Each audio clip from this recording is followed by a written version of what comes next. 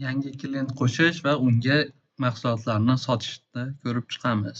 Buning uchun biz klient qo'shish tugmasini bosamiz. Bu yerdan klientimizni ismini yozamiz.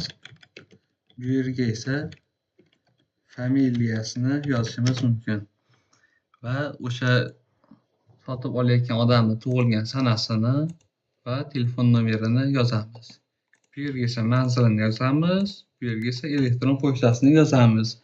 Agar o'sha do'konni nomi kerak bo'lsa, bu yerga do'konni nomini yozamiz.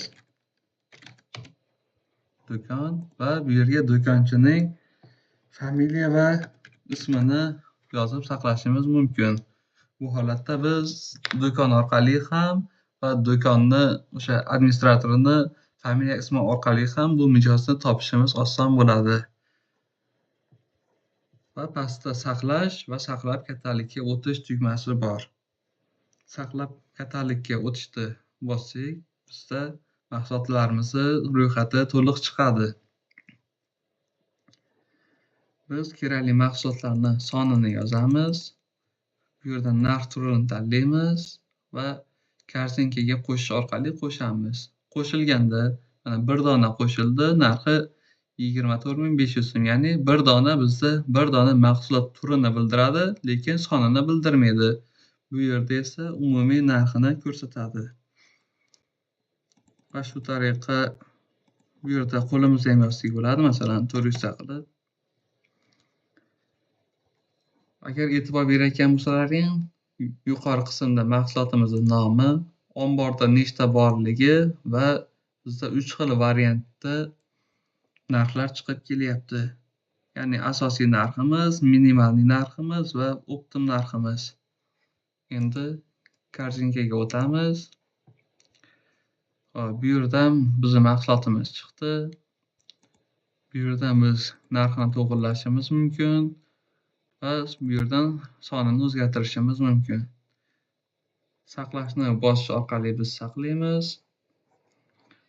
Va agar klientlar ro'yxatiga qarasak, mana bizning hozirgi yangi mijozimiz. Bu yerda mahsulot sotganimiz bilan qarzdorlik mavjud emas deyapti.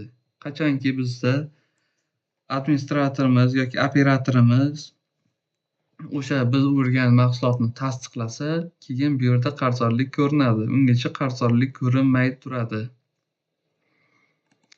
Bu qismda klientning ma'lumotlarini ko'rishimiz mumkin, ma'lumotlarni o'zgartirishimiz mumkin, to'lovlarni qabul qilishimiz mumkin, katalogga o'tishimiz mumkin. Ya'ni yana mahsulot qo'shish kerak bo'lsa, katalogga kirib, sonini yozib, omborxonada 20 bitta ekan, 15 ta yozamiz va saqlaymiz. Bu yerda bizda qo'shganlarimiz chiqadi, lekin bu ro'yxat bizda